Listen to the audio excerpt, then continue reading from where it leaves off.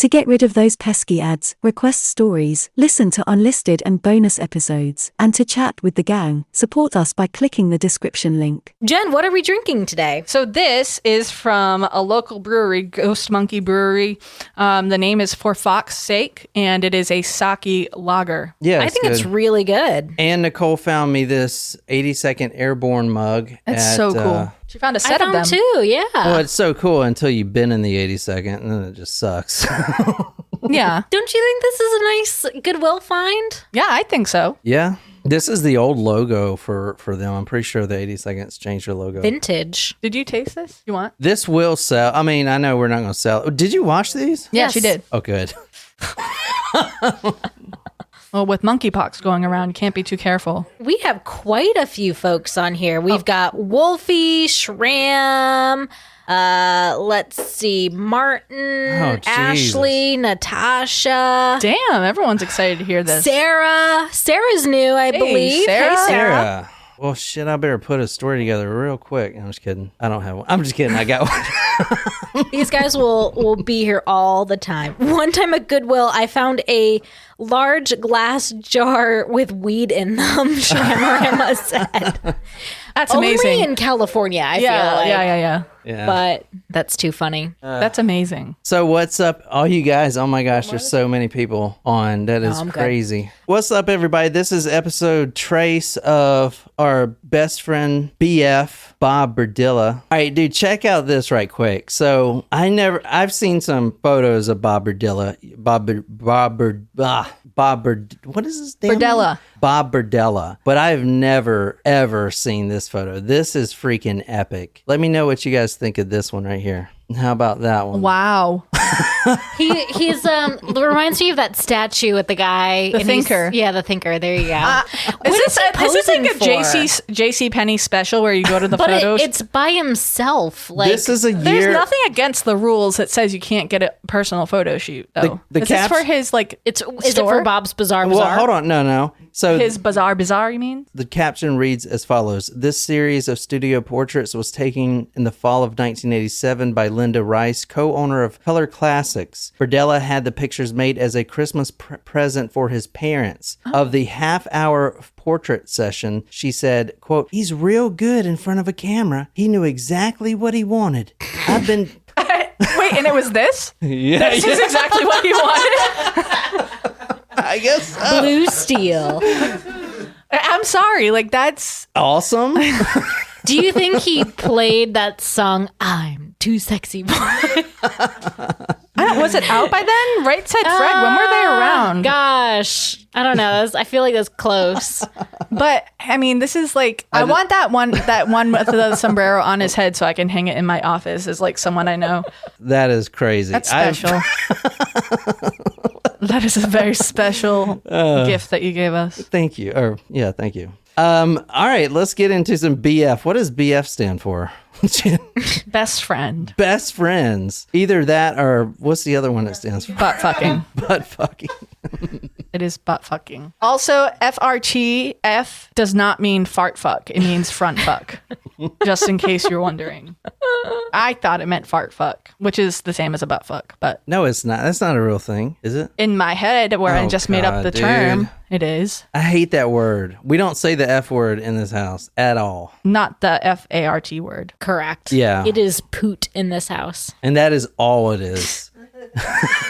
I know. Like, after living here for some time, I also stopped saying fart, and I only... Why are you saying it now? You know it. I'm sorry. I didn't mean to... Because it's come Drop back the to me. F-bomb, Jen. God. Remember, all right, on last episode, I told you about the photographs, and we're going to see all the photographs that are out tonight, the Polaroids. But do you remember I said that the Polaroids actually had some of his body parts in it, like his belly, for example, or maybe his thigh. So the detectives they got a search warrant for his body. I didn't know you could do that. Well, all right, here's a question. I guess that makes sense. Here's a trivia question. What other serial killer had a search warrant for a specific part of his body as Can we well? answer? No. The detectives made Bob strip down and perform every one of the Polaroids again in the detective room, in the interrogation room. And it was obviously really embarrassing for him. him. And that's why they did it. They got the search warrant because he had to strip naked. And then, for instance, there was a stool. They brought in a stool. He had to spread his knees apart and recreate having anal sex with this stool. This is serious.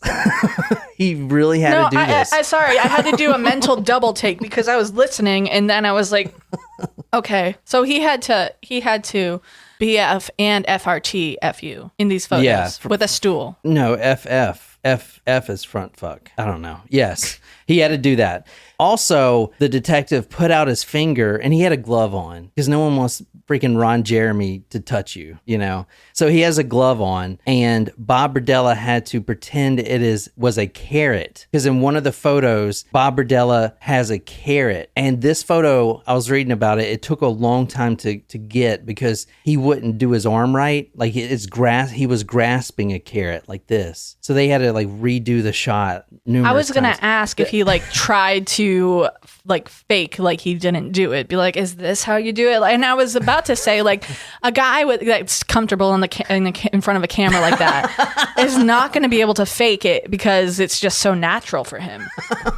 So I do like that picture with him like this. I'm going to recreate that picture and hang him up here. That could be a gift. Christmas you card. could do a like print it side by side. Yeah. We need to take John to like we each recreate one and have them side by side. yes, and it'll be our Christmas cards, our love holiday it. cards. Yeah, and we'll send them to all the Supremos. I Who love gets that. to wear the dude. sombrero? I love that. I'll do the one where he's holding it over his heart if you want.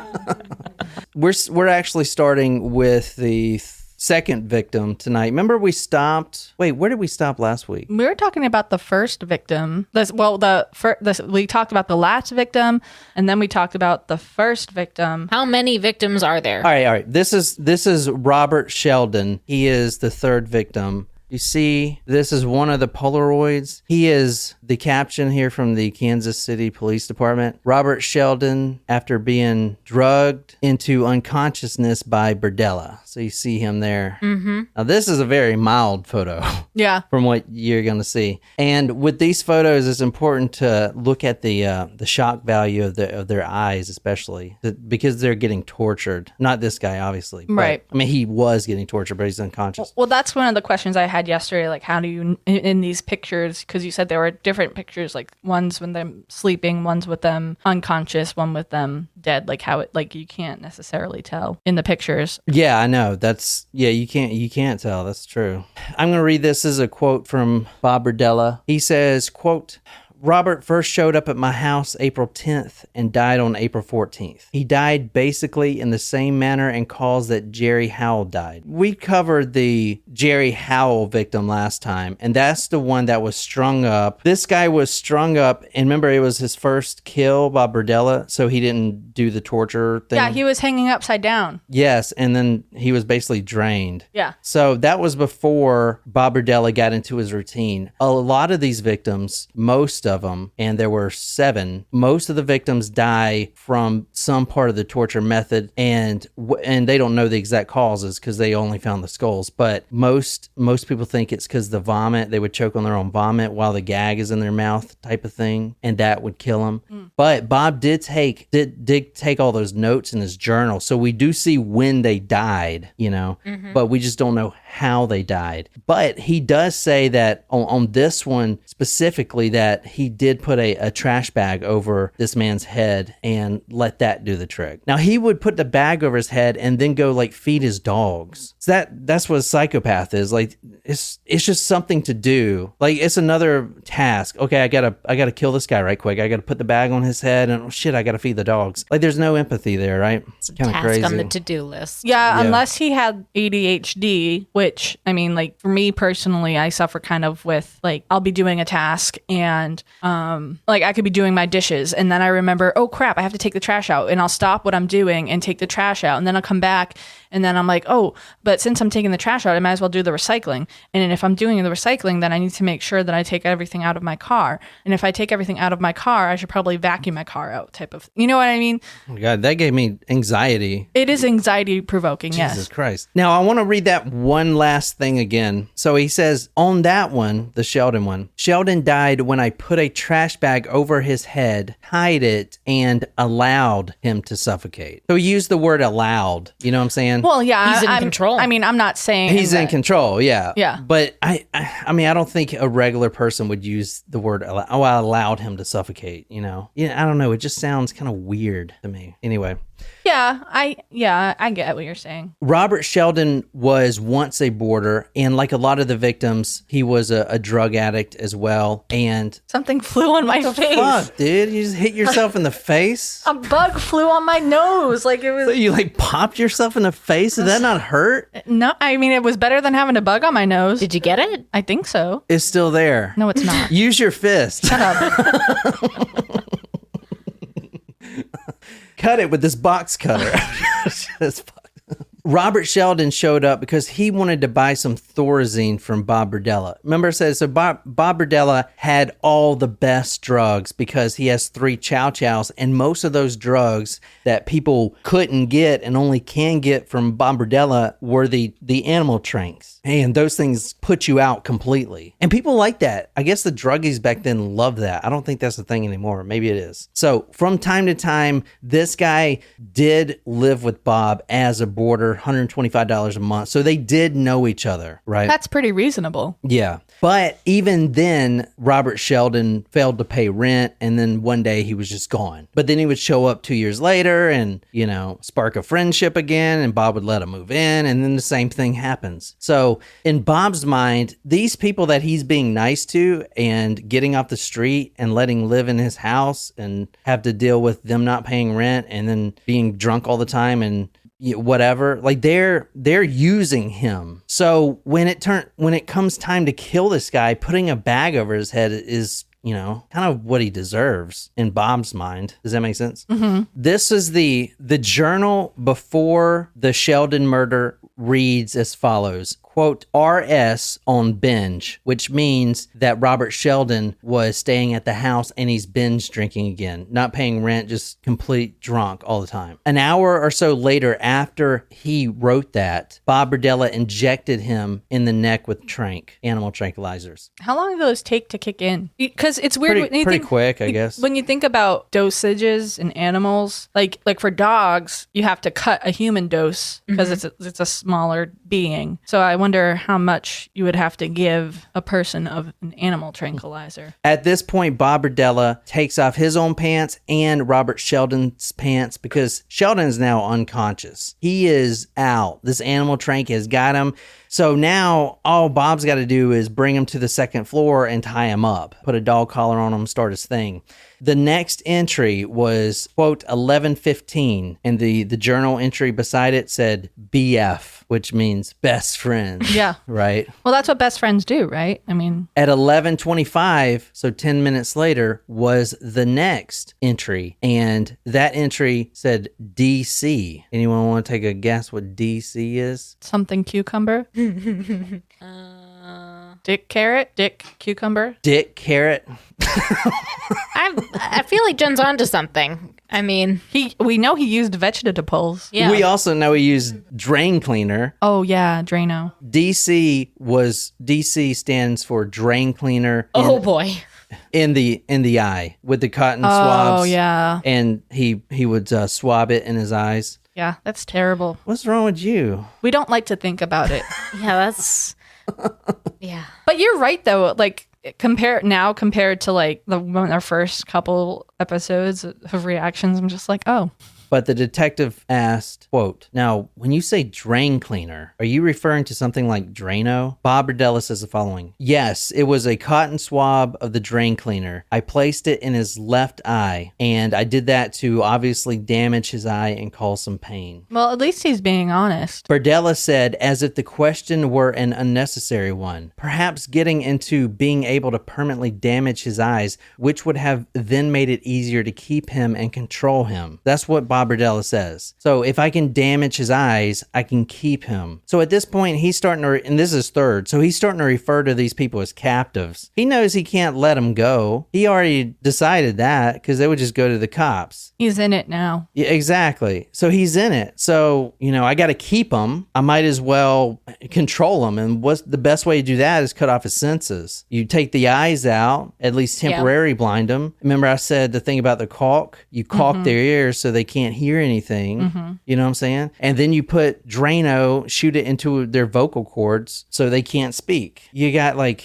everything here, right? Touch and smell left. Now, this was the first time Robert Sheldon was the first victim that I believe Bob Berdella really knew in his mind that, okay, I am the master. I get to keep this guy. And this is the only one that he actually branded. He branded this man with a tattoo using a hot needle and ink while Sheldon was unconscious. Bob Berdella tattooed the word hot, H-O-T, on his back left shoulder. Quote, I think the act was putting my mark on him, but what I put on him wasn't significant. He just wanted to tattoo anything so he would be branded to him. He put the word hot. Now, he was really attracted to Robert Sheldon. He did say that a few times, but it's kind of weird, isn't it? Yeah. Yeah.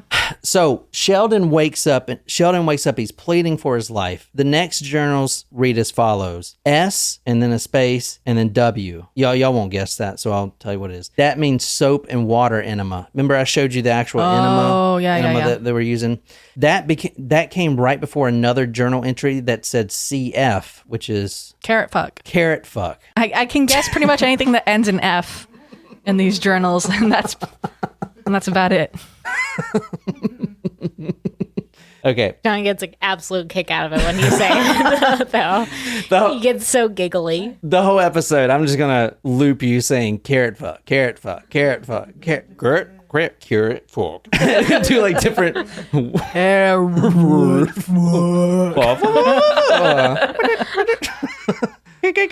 Carrot fork.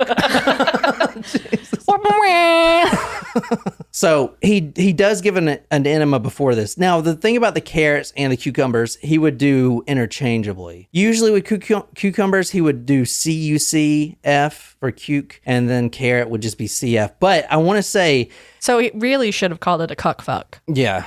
Instead of a cuke fuck. It doesn't sound as good. I want to say that he was not doing this for sexual gratification. He was doing it for dominance. Later, you remember last time we read that, if with Chris Bryson, what did he say? If you're good, then I'll buy you cigarettes and maybe I'll stop by the movie store and rent a movie for you. Like you're captive and you're telling him if you're good, you'll rent a movie. So It's like Stockholm syndrome. Yeah, he's doing this to completely break down this captive because he wants that puppy dog that walks around, Yeah. And he pretty much got it. Like some of these guys play ball, they did that. They were like, whatever, man, I'll be your slave type of thing. You know what I'm saying? Chris Bryson's the only one that he was like, I got to get the hell out of here. I was reading some more of his interview. He said Bob Berdella actually put on one of the basketball games. It was like the finals or playoffs or something like whatever it is. And one of the basketball players said something about, you got to stay motivated or whatever.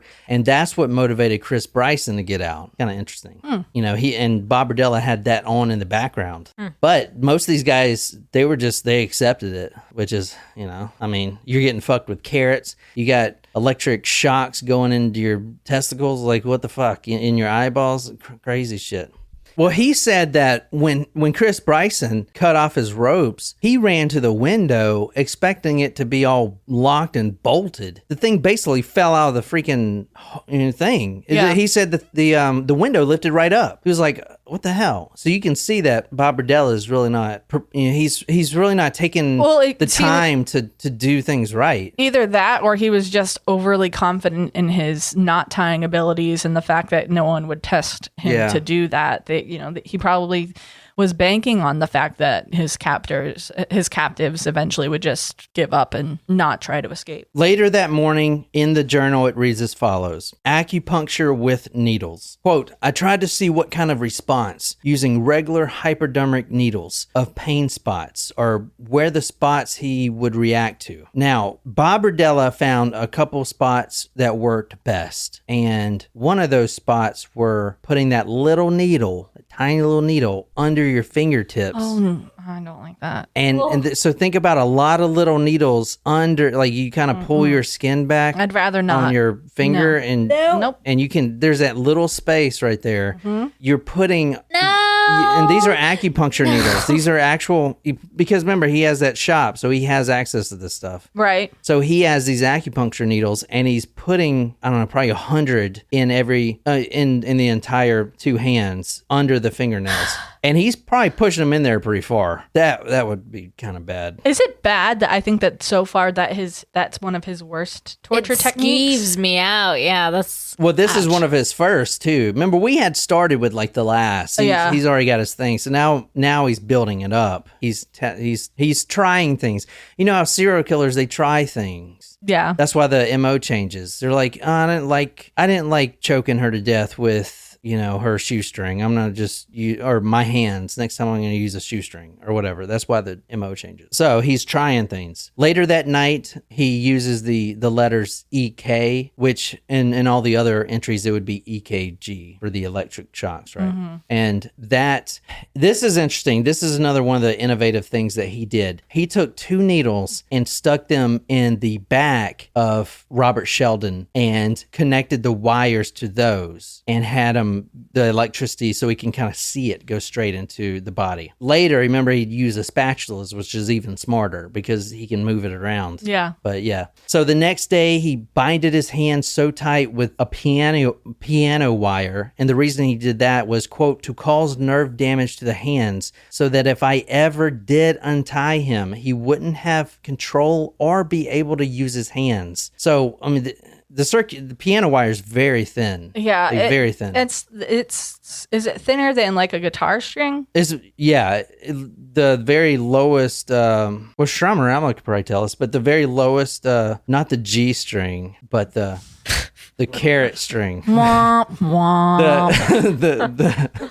The E right below the G string actually is right. EADGBE. Yeah. No. Yeah. That string is very thin. So a piano wire is even thinner. It's like a fishing line or probably even thinner than that. And it's usually strung so tightly. Yeah. So that's around your wrist. All your circulation's cut off. I mean, and that causes nerve damage, I guess, from what Bob thought. And so he's already bound them with this piano wire, and that's when he's... No, this was before. According to this journal, it was the next day. Oh. So this being the third victim, he just decides that he's done with it. He puts a trash bag over his head and secures it with a rope, and lets them kind of suck in and die. So that's how he does this. Now and we're going to get to probably the worst one here in a second. This guy actually, I'll tell you right now, there was a captive we're going to talk about, Larry Pearson, who actually bit his penis, Bob Berdella's penis. So you imagine like the rage that is going to come out in that.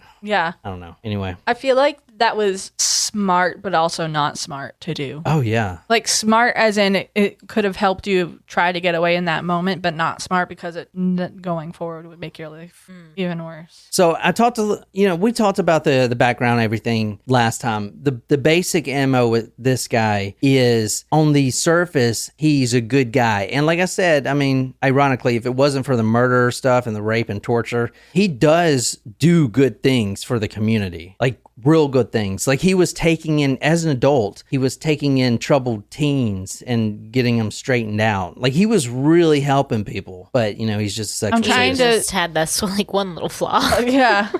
I mean, other than that, just but great guy. One of his boarders who made it out, it wasn't a sex victim. said, quote, Bob tried to control young people primarily by loaning them money through rent and utilities, car loans, housing them when they were in trouble, stuff like that. So remember we talked about the guy last time, Jerry Howell. He was in trouble with the police. He needed a lawyer, so he went and contacted Bob, and Bob was like, yeah, sure, let me help you out, type of thing. He did that to kind of get him in the door, right? Yeah. All right. Also, I feel like by being a decent human outside of the torturing and murdering, like it would kind of take the spotlight away from him as a suspect. Had Bryson not gone out, like if no one would suspect him. Yeah. Yeah. And I feel like that's a common theme amongst serial killers. Well, that's a good point. So this is the only home that Bob has been living here since a junior, okay? Since he was a junior in college. A long time. Right. Over He 20 bought his years. own house. Yeah. So when you just said that, the community is the South Hyde Park. Bob actually set up personally, this is before the murders and before he even started probably even thinking about doing this stuff. He actually set up the Crime Watch program for the entire South Hyde Park, which is not just his neighborhood, but all the surrounding neighborhoods. And he was the liaison, and he was working with the cops and getting crime off the street. He was like turning kids that were getting into drugs, like teenagers, and turning them around. It's crazy because, what happened? Like all of a sudden in the 80s, it's just like, boom, he's and he was not the guy he probably had the Ron Jeremy stash, but in those photos that you see, the only photos you see, he's overweight. He's like, he was apparently a good looking guy, thin, kind of ambitious, he bought his own house as a junior, and so what happened? Yeah, like it's like a switch went off. Yeah, exactly. I wonder if he had a bad incident with one of his boarders and was just like, you know what? I'm just going to start killing people. Well, I don't think I put this in here, but it is good to know this as far as the background. I don't know if I talked about this last time, but when he was 16, he was a short order cook. Remember I said that? He was sexually assaulted in some way, I don't know, rape or whatever, by an older gentleman that he worked with. I don't know if that may have had something to do with it. He talks about like his dad beating him and stuff like that, but I'm telling you, the way he talks about it, I don't think I think it was a little bit emotional and physical abuse, but dude, I don't think it was anything. From what I saw, the family was pretty decent, I mean, he's got a younger brother, 8 years younger, that didn't turn out to be like this. You know what I'm saying? I don't know. So anyway, let's get into the next victim, Mike Wallace, and he does some interesting things here. I'm just going to read this. Quote, I found him out, Mike Wallace, in the back of my tool shed hiding from the rain. I brought him into the house at first with his desire. I drugged him and then further drugged him to make him captive. He, on the second day that he was in my house, basically died the same way Howell did when I had put a new gag in and re-drugged him. He apparently asphyxiated, so choked on his vomit. So this guy was depressed, Mike Wallace. And Bob didn't know this guy, but he found him outside of his house in the shed trying to get out of the rain. Bob Berdella didn't really know Mike Wallace, but Mike Wallace knew him as a drug dealer because he was there trying to get a shot of ketamine. That's what he wanted. So Bob gave him a shot of animal tranquilizers instead and one shot of ketamine. And then, and I'm going to read this, quote, I injected him several times and one shot of ketamine. Once he was out, I had anal sex with him once with a carrot. That's what he says, once with a carrot. Next came the front fucking, as the journal says, and a little notation that says alligator clips. Those clips go on his nipples. Nicole's like, what the fuck? Yep. I just that face you just made was like reevaluating your life choices. You were like, well, how did I get... It's kind of like the beginning of one of those 80s or 90s movies. You're probably wondering how I ended up in this situation. Well, holy shit. Let me tell you. This stuff doesn't even faze me, man. No, to be I know, you're just reading down the list. To be totally honest, I was listening, but I kind of zoned out for 30 seconds, and then I heard alligator clips, and I'm like, okay, this is where we are right now. After the anal sex with a carrot came the front fucking and a notation with alligator clips. The clips go on the nipples, and that's a sadomasochistic practice. The clips on the nipples, and then the transformer gets hooked up. That's 7,700 volts. Bob Berdella hits the back of Wallace's head with a metal or with a rubber mallet to, quote, cause a little disorientation. Now he hits him firm, but not like hard as he can, because he just wanted to do a mild concussion. That's what Bob says. Then more anal sex, then more needle play in the fingertips, and then he noticed that Mark Wallace was dead. Let's talk a little bit about his psychology, and then we'll get to the last victim, the one that bit Bob Berdella's carrot. Bob Berdella met with this doctor in prison, and he didn't want to talk to anyone, but this doctor was a psychiatrist, and he was generally interested in why someone would do this. He wasn't going to go sell the information as one of the people did. Mm-hmm. He wasn't going to go turn it into the police and use it against them. This guy was just really interested and wanted to find out what was wrong with Bob or whatever. And this is how we know about his psychology, because he did for once open up to this guy. So basically the findings are this, and this does kind of tie into his background, but Bob Berdella never accepted the blame for it, even in prison. So it's stuff like, oh, that guy, yeah, I let him live at my house rent free for a year, and then he stole some of my stuff. Yeah, so every seems a little extreme. Every victim is screwed him over in some way. It's more of Bob versus the world.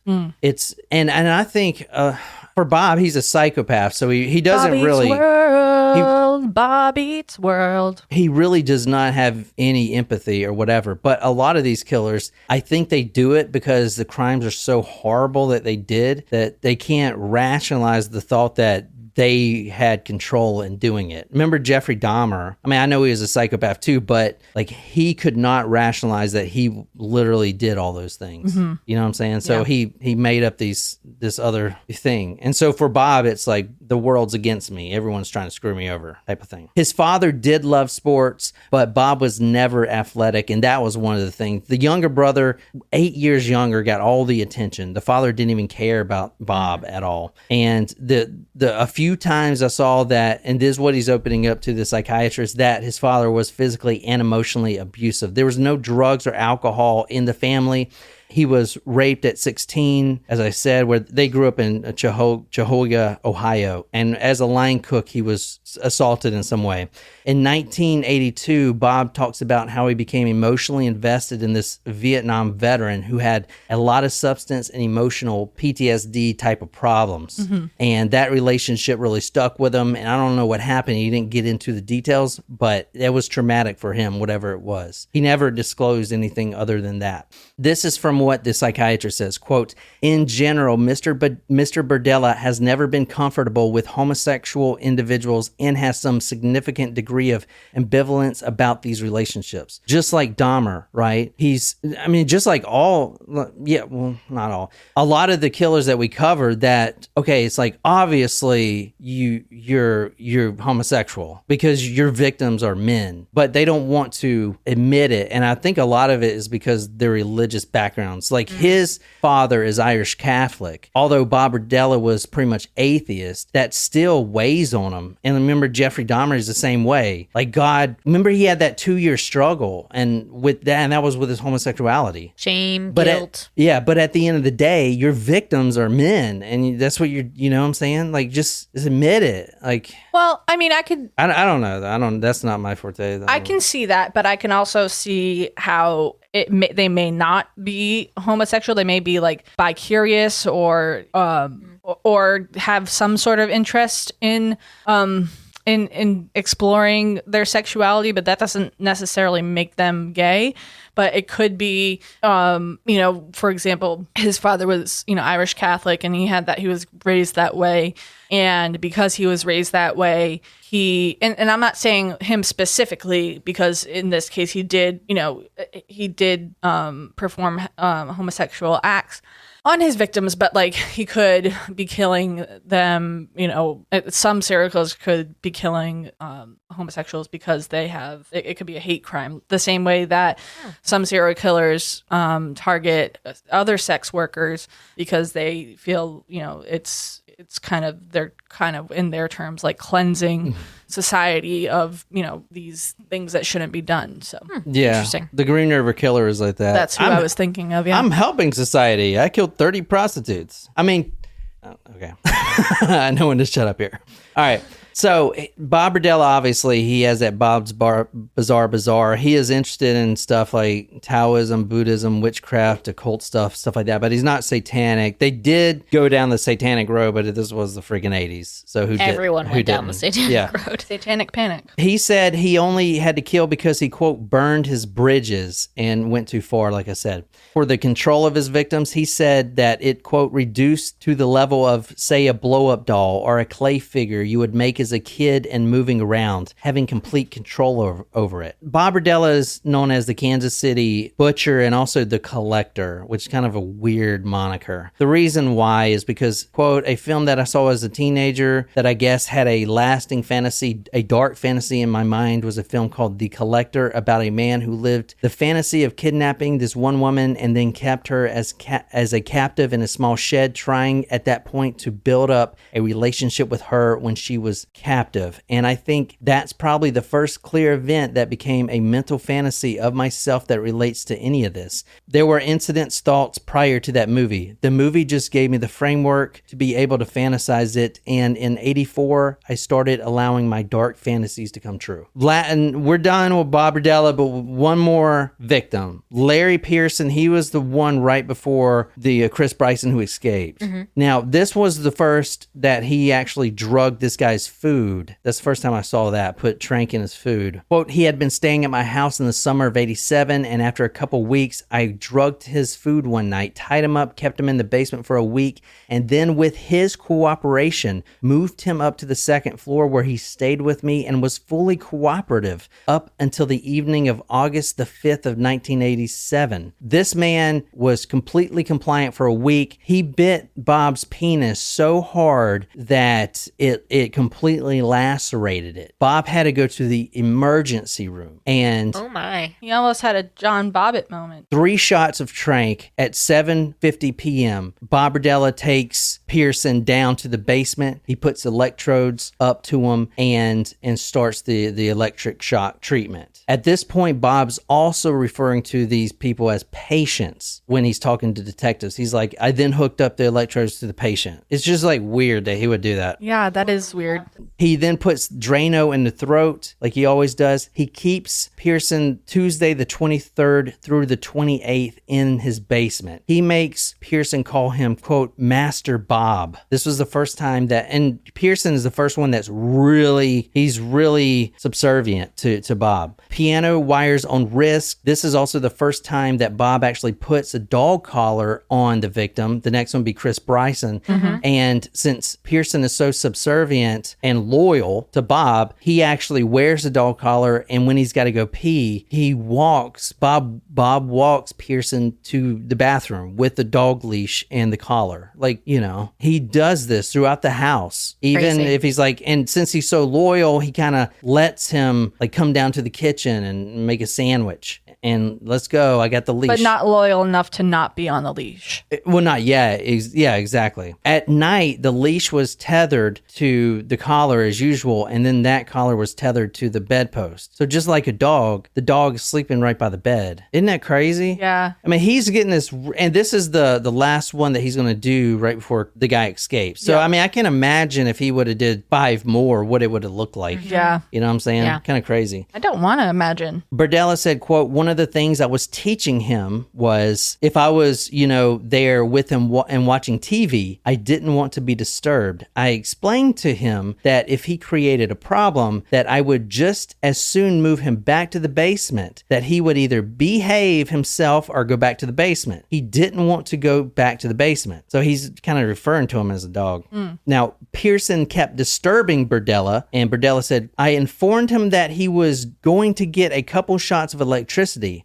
He fully cooperated while I gave him 3 shots of electricity. So at that point, like when he was acting up and disturbing Bob during his movie night, Bob gave him 3 shots of electricity, like a child, not a child, but he's disciplining him. It's kind of crazy. Yeah. So this guy Pearson actually started pleasing Bob on his own by when he was getting raped. He would be like, I'm bad, or what, he would say he would get into the sex thing to please Bob. Kind of Pavlovian, ironically. Yeah. When you think about him putting a dog collar on. But when he did that, when he would get rewarded, he would get breakfast and stuff like that. Bob would make him breakfast as a dog. It's crazy. The routine would be, Berdella began, I'd wake up in the morning, have sex with him, prepare the breakfast for both of us, feed him, tie him down while I went to work or ran any errands that I might have ran, gotten back from work, came up, untied him, gave him a couple cigarettes to smoke, and I would always bring a cold drink up to the kitchen when I first came up and allowed him to drink that while I prepared supper or made my phone calls or fed the dogs or whatever else I had to do.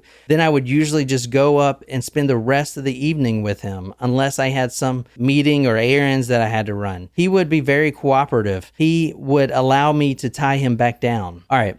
I said that a week into this training, he completely, nearly severs the tip of Bob's penis, lacerates it so bad that Bob ties him down, goes to the hospital, and they said, sir, you can't not stay. I mean, they said, you need major surgery. You have to be here at least 3 days. And they had to stitch it up and everything. So Bob goes back home. He says he got to check on the dogs. He goes and he does that. He puts food out and whatever. And instead of tying up Pearson, which he was about to do, he says the cab outside, the cab that was going to take him back to the hospital, honked his horn, and in a rush, he just quickly put a bag over his head and killed him. So he didn't want to miss the cab, so he just put a bag over his head and killed him real quick, and then jumped in the cab. How crazy is that? Sorry, can't be bothered to hook you up to the bed, so I'm just gonna kill you. This is some of the photographs. This is what you guys been wanting to see now. Yeah. This is Pearson right here. This is his face battered and his right hand broken. So this is what he looks like here. I'll do another one. And you see he's kind of unconscious there. This is a crazy one right here. Larry Pearson. Look at this. Look at the syringes. Oh my God. You see the syringes there? Yeah. This is the actual photograph. You see how the gag is tied around his arms too? Yeah. And then his arms are up. Now, Chris Bryson was tied like this, if you remember. And then he said, Bob, can you please tie my hands in front of me? Because this is very painful. And Bob did. So, and that's the reason he could get out, because he freed his right hand. But that's how the hands were usually tied to begin with. Jeez. So this one says Larry Pearson, shortly after being captured by Berdella in June 1987, handcuffed, gagged with piano wire, and injected with a hypodermic needle. So this is when he would take the photos, and these photos would complement the journals that we were reading. Wow. This is a crazy one. James Ferris, bound, gagged, and injected. You see all the needles right there? Oh my God. The needles are just right there. Now, remember I said these needles right here, as we talked about earlier, were hooked up to the transformer machine. So this is the first time he thought, wow, this would be a lot easier than the alligator clips, which is kind of a hassle. You can't put alligator like on your back, for instance. The alligator clip doesn't really stick on someone that's skinny like that. Yeah. You can't get enough fat. So if you just stick a needle, you can put a needle anywhere and just stick the wire straight up to that. And that's what he was doing with the thing. It's actually very innovative, some of the techniques he used. I'm just saying, because if you want to call it that. Well, I've covered a lot of serial killers, and I've never heard anyone do the things he did to like stop them from knowing what's going on, like the blinding them and putting caulk in their ears, stuff like that. Here's this guy, Robert Sheldon. I showed you this one. He just passed out. And this is an unknown one. Couldn't find this guy. I don't know who this was. One of the victims we covered. But that look is what every horror writer tries to write about, but none of them can. In fact, when we covered the, I'll never forget this, we covered the Three Guys, One Hammer. They interviewed that horror. He's like this horror guy in Spain. He's like the Rob Zombie Zombie of Spain horror. And he said he watched it and he said, no, he couldn't even watch it. It was an 8-minute video of this guy getting beat. And and that stuff doesn't sell horror at all. Like, no one wants to see that. No one really wants to see that shit. And this is the stuff like here. I mean, because it's just too much, man. I don't know. That's just my opinion. Anyway, that's Bob Berdella. That's pretty much all about Bob Berdella. What do you think? Kind of crazy, eh? Yeah. He's a wild one. So I hope you guys enjoyed that. I'm done with Bob Berdella. In my opinion, he didn't live up to Dahmer, man, at all. I'm still chasing the high, and I haven't found it yet. I will find it. There's got to be someone worse than Dahmer. I hope you guys enjoyed that. My name is John. This is Talk More Movie Podcast. I'm sitting here with Jen and Nicole, and we release episodes Tuesdays and Thursdays at 9 a.m. Eastern Standard Time. We live stream every Saturday at 1 p.m. Eastern Standard Time on YouTube. Be sure to subscribe. You can also play trivia with us right there in the live chat. And until next time, good night, you lovely, lovely people.